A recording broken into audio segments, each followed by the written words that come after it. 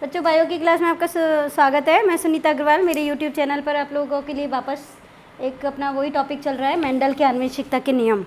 ठीक है, और अपन ने इसमें बहुत कुछ पढ़ लिया। एक संकर संकरण प्रयोग पढ़ लिया, मेंडल की जीवनी पढ़ ली, उसका जीवन परिचय, और उन्होंने मटर के पौधे का चुनाव क्यों किया, संकरण के जो प्रयोग थे उन्होंने दिए थे, वो सारे हमने पढ़ लिए हैं। ठीक है, और अब हम उन प्रयोगों पे आधारित जो इन्होंने नियम दिए थे, जिन्हें हम कहते हैं मेंडलवाद, इन्हें क्या कहते हैं? मेंडलवाद कहते हैं, या मेंडलिज्म, इंग्लिश में क्या कहेंगे? मेंडलिज्म। तो वो नियमों के बारे में हम बात कर रहे हैं। प्रयोग हमने आपको बता दिए। इन्होंने एक संकर संकरण का जो प्रयोग किया था वो हम आपको बता चुके हैं, और द्विसंकर संकरण प्रयोग जो किया था वो भी हम आपको बता चुके हैं। और इन दोनों संकरण के जो प्रयोग थे उन्हीं पर ही इन्होंने तीन नियम दिए, और उन तीन नियमों के नाम हैं हमारे प्रभाविता का नियम। पहला नियम है प्रभाविता का नियम, लॉ ऑफ डोमिनेंस। इसे क्या कहेंगे हम? Law of dominance. तो हम पहले प्रभाविता के नियम की बात कर रहे हैं। जब एक संकर संकरण प्रयोग किया था तो क्या लिया था मेंडल ने? शुद्ध लंबे पौधे लिए थे और शुद्ध बौने पौधे लिए थे। नहीं, एक जोड़ी लक्षणों को इसने काम में लिया था। एक जोड़ी विपर्यासी लक्षण, विपर्यासी इसलिए क्योंकि या तो शुद्ध लंबे हैं या फिर वो शुद्ध बौने हैं। और शुद्ध लंबे और शुद्ध बौने को इन्होंने किससे दिखाया था? कैपिटल टी शुद्ध लंबे और स्मॉल टी शुद्ध बौने पौधे। और इन दोनों को आपस में जब क्रॉस कराया तो इन्होंने क्या देखा कि F1 पीढ़ी में वो जो हमारा दूसरा लक्षण है वो तो दिखाई नहीं देता, जो अप्रभावी है वो दिखाई नहीं देता, और जो प्रभावी लक्षण है वही दिखाई देता है। यानी एक ही लक्षण दिखाई देता है, दूसरा लक्षण छुपा रहता है। तो जो दिखाई दे रहा है उस लक्षण को इन्होंने क्या कहा? प्रभावी, और जो नहीं दिखाई दे रहा है यानी कि छुपा रहता है उसे क्या कहा इन्होंने? अप्रभावी। और इस प्रयोग के परिणाम को इन्होंने इस नाम दिया प्रभाविता का नियम। यानी जो प्रभावी होगा वो दिखाई देगा, जो अप्रभावी होगा वो दिखाई नहीं देगा। और इसको हमने एक तरीके से इसमें बता रखा है आपको। शुद्ध लंबे पौधे टी और स्मॉल बौने शुद्ध बौने पौधे हो गए स्मॉल टी। इन दोनों का जब आपस में क्रॉस कराया तो पहली पीढ़ी जो है हमारी पहली F1 पीढ़ी, इसमें सारे पौधे कैसे हैं? कैपिटल टी स्मॉल टी वाले हैं, जो कि कैसे हैं? लंबे पौधे। यानी देखने में कैसे हैं? सभी लंबे पौधे हैं। हालांकि करेक्टर यहाँ पर बौनेपन का भी मौजूद है। अगर हम जीन्स की बात करें तो यहाँ पर बौनेपन का करेक्टर भी मौजूद है, लेकिन चूँकि वो अप्रभावी है वो छुपा रहता है, और जो कैपिटल टी है वो दिखाई दे रहा है। तो इस तरीके से इन्होंने एक पहला नियम दिया, प्रभाविता का नियम।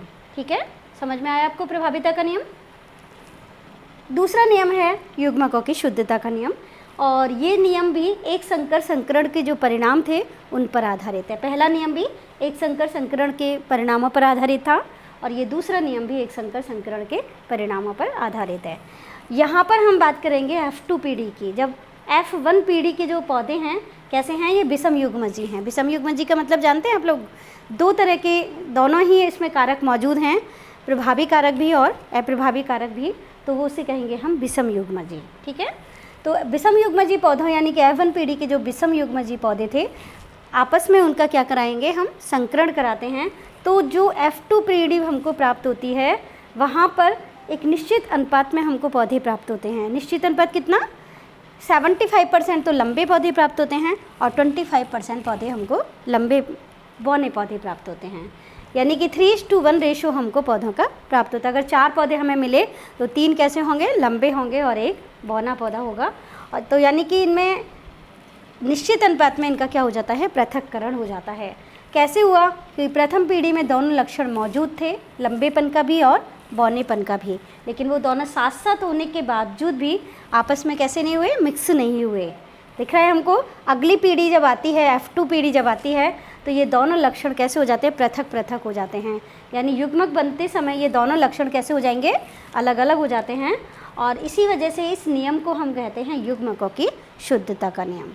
यानी साथ रहते हैं लेकिन फिर भी एक दूसरे को प्रभावित नहीं करते, और अगली पीढ़ी में जाते समय ये कैसे हो जाते हैं? पृथक हो जाते हैं। और इसीलिए इस नियम का नाम है युग्मकों की शुद्धता का नियम या पृथक्करण का नियम। इसको हम देख सकते हैं अगले उससे। शुद्ध लंबे पौधे हमारे जब शुद्ध बौने पौधों से क्रॉस करते हैं तो पहली पीढ़ी में हमारे वही संकर लंबे पौधे हैं जिसमें बौनेपन और लंबेपन दोनों का गुण मौजूद है। F1 पीढ़ी के पौधे हमने ले लिए और उनका क्या कराया? संकरण कराया जब आपस में, तो क्या मिले हमको? शुद्ध लंबे पौधे मिले, और दो हमें संकर लंबे पौधे मिले और एक मिला हमको शुद्ध बौना पौधा। तो 3 तो हमको लंबे पौधे मिले जिसमें से एक शुद्ध था और 2 संकर लंबे थे। और एक मिला हमको शुद्ध बौना पौधा। तो इस तरीके से हम देख रहे हैं यहाँ पर शुद्ध बौने पौधे नहीं थे, फिर भी कैसे मिले हमको बौने पौधे प्राप्त। यानी इस जनरेशन में अगर हम देखें तो इनके जो जनक थे वो कैसे थे, लंबे थे, लेकिन बौने पौधे हमको प्राप्त हुए। तो इसलिए हम कह सकते हैं कि यहाँ पर लंबेपन और बौनेपन के जो लक्षण थे दोनों मौजूद थे, लेकिन युग्मक बनते समय कैसे हो गए, वो दोनों अलग अलग हो गए। तो दूसरा नियम हमें युग्मकों की शुद्धता का नियम भी हमें समझ में आया, मेंडल के आनुवंशिकता का सेकंड नियम।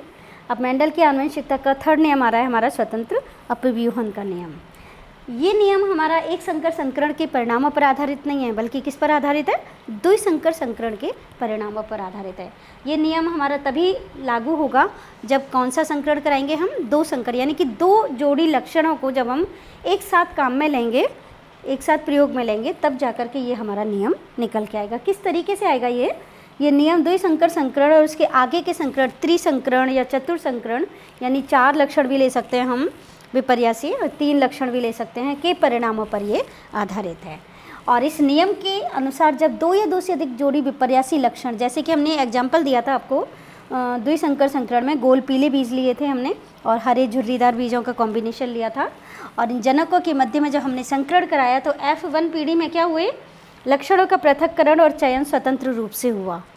ये जो लक्षण थे हमारे और इनका पृथक्करण अपने तरीके से हुआ और चयन भी अपने तरीके से हुआ, यानी एक लक्षण की वंशागति का दूसरे लक्षण पर कोई प्रभाव नहीं, यानी दो लक्षण एक साथ मौजूद हैं, फिर भी कौन सा लक्षण आगे वंशागति में चला जाएगा, यानी अगली पीढ़ी में चला जाएगा, इस ऑटोमेटिक ये हुआ, यानी स्वतंत्र रूप से हुआ ये। ठीक है, तो एक लक्षण की वंशागति दूसरे लक्षण की वंशागति को जब प्रभावित नहीं करती है तो इस नियम को कहते हैं हम स्वतंत्र अपव्यूहन का नियम। ठीक है, अब हम कैसे देखें इसको, जैसे हमने पीले और गोल बीज लिए थे और हरे और झुर्रीदार बीज लिए थे, तो हमारी जो फर्स्ट जनरेशन थी उसमें सारे ही पौधे हमको कैसे प्राप्त हुए थे, पीले और गोल पौधे प्राप्त हुए थे F1 पीढ़ी के अंदर। लेकिन जब हम F2 पीढ़ी में आते हैं, यानी F1 पीढ़ी के 2 पौधों को आपस में क्रॉस कराते हैं, तो हम देखते हैं कि हमें 4 प्रकार के पौधे या 4 प्रकार के बीज वाले पौधे हमको प्राप्त हुए। कैसे प्राप्त हुए, पीले और गोल प्राप्त हुए हमको 9 पौधे, तो हरे और गोल 3 पौधे प्राप्त हुए, पीले और झुर्रीदार 3 पौधे प्राप्त हुए और हरे और झुर्रीदार भी 1 पौधा प्राप्त हुआ। तो हम देखते हैं हमने लिए तो सिर्फ पीले गोल थे और हरे और झुर्रीदार लिए थे, लेकिन ये कहाँ से आ गए, हरे और गोल कहाँ से आ गए, पीले और झुर्रीदार कहाँ से आ गए। तो ये स्वतंत्र रूप से इनकी वंशागति हुई इन लक्षणों की, जिसकी वजह से हमें नए तरह के पौधे भी प्राप्त हुए, और इसीलिए इस नियम का नाम हुआ स्वतंत्र अपव्यूहन का नियम। तो मेंडल के आनुवंशिकता के नियम हमारे कंप्लीट हो चुके हैं। एक संकर संकरण का प्रयोग हम समझ चुके हैं, द्विसंकर संकरण हमने समझ लिया। तो हमारे करीब करीब मेंडल के जो मेन नियम थे वो सारे के सारे हमें समझ में आ गए। अब हम अगले टॉपिक में पढ़ेंगे मेंडल के आनुवंशिकता के नियमों का कुछ विचलन भी हुआ है, यानी ये हमारे जो आनुवंशिकता के नियम थे वो थोड़ा सा अपने उस चीज़ से क्या होते हैं, विपरीत हो जाते हैं। जैसे जो हमारा प्रभाविता का नियम है ये कहीं थोड़ा सा चेंज होता है, यानी अपवाद स्वरूप यहाँ पर थोड़ा सा चेंज आता है, यानी ये नियम थोड़ा सा क्या हो जाता है, भटक जाता है अपनी उस स्थिति से। ठीक है, तो उन नियमों की बात करेंगे हम, इनका जो विचलन हुआ है इन आनुवंशिकता के नियमों का वो हम अगले टॉपिक में लेंगे। ठीक है।